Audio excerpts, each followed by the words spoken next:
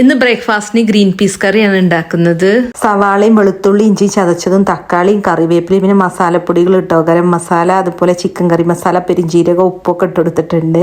കറി തിളച്ച് പോവാതിരിക്കാനാണ് കേട്ടോ അതുപോലെ സ്പൂൺ വെച്ച് കൊടുക്കുന്നത്. ഇനി ഹൈ ഫ്ലെയിമിൽ ഒരു 5 വിസിൽ വരുന്നത് വരെയാണ് വേവിക്കുക.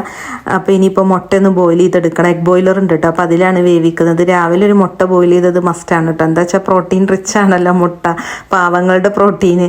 അപ്പോൾ അതുകൊണ്ട് ഇന്ന് എഗ്ഗ് ബോയിൽ ചെയ്യും കേട്ടോ. അപ്പോൾ തേങ്ങ പൊളിച്ചതാണ്, വെള്ളം നല്ല തരിപ്പുണ്ട് കേട്ടോ, അതാണ് നല്ല ടേസ്റ്റും ഉണ്ട്.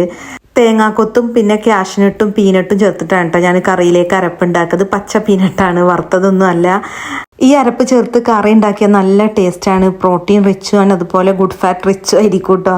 ഇപ്പോൾ ദോശമാവൊക്കെ നല്ല പോലെ പൊങ്ങി വന്നിട്ടുണ്ട്. ഇന്നിപ്പോൾ ദോശ തന്നെയാണ് കേട്ടോ ഇടുന്നത്. ഗ്രീൻ പീസ് കറി അതുപോലെ ദോശയും നല്ല കോമ്പിനേഷനാണ്.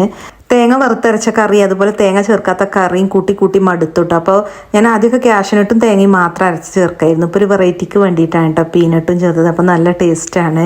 എത്ര ടേസ്റ്റ് ഉള്ളതാണെങ്കിലും നമുക്ക് ഒരുപാട് തവണ അടുപ്പിച്ച് കഴിക്കുമ്പോൾ മടുക്കുമല്ലോ. അപ്പോൾ അതിന് വേണ്ടിയിട്ടാണ് കേട്ടോ അരപ്പിലൊക്കെ ഓരോ വെറൈറ്റികൾ പരീക്ഷിക്കണത്. എന്ന് വിചാരിച്ചിട്ട് എന്നും ഇതുപോലത്തെ അരപ്പല്ല എല്ലാ കറിയിലും ചേർക്കുക. കടലക്കറിയിലാണ് കേട്ടോ ഞാനിങ്ങനെ ചെയ്യാറുള്ളത്. അങ്ങനെ എന്തെങ്കിലുമൊക്കെ ഒരു മാറ്റം വരുത്തുമ്പോൾ കറിക്കൊരു വെറൈറ്റി തോന്നും. അപ്പോൾ മല്ലിയിലുള്ളത് കൊണ്ട് ഇട്ടതാണ് കേട്ടോ. മല്ലിയിലിട്ടണമെന്ന് നിർബന്ധമൊന്നുമില്ല. അപ്പോൾ എൻ്റെ കയ്യിലുണ്ടായപ്പോൾ ചേർത്തതാണ്. ചേർത്ത് കഴിഞ്ഞാൽ ഒരു ടേസ്റ്റ് ആണല്ലോ. പിന്നെ ചിക്കൻ കറി മസാലയും കറിയിലുണ്ടെങ്കിൽ ചേർക്കണത് നല്ലതാണ് കേട്ടോ. ഋഷുവിന് അപ്പത്തിനേക്കാൾ കൂടുതൽ കറി വേണം കേട്ടോ. എന്നിട്ട് തിന്ന് കഴിഞ്ഞാൽ പാത്രത്തിൽ കറി ഇത്തിരി ബാക്കി ഉണ്ടാവും.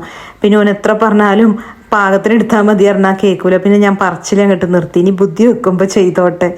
അപ്പം ഇനി ഗ്രീൻ പീസ് കറി ഉണ്ടാക്കുമ്പോൾ ഇതുപോലെ ഒന്ന് ഉണ്ടാക്കി നോക്കുകൊണ്ടു, എന്നിട്ട് അഭിപ്രായങ്ങൾ കമൻറ്റ് ചെയ്യുകൊണ്ട്. ടേസ്റ്റാണ് കേട്ടോ, നല്ല ടേസ്റ്റ്. എപ്പോഴും ഇതുപോലെ ഒന്നും ഉണ്ടാക്കാറ്റില്ലെങ്കിലും വല്ലപ്പോഴൊക്കെ ഉണ്ടാക്കാമല്ലോ അല്ലേ.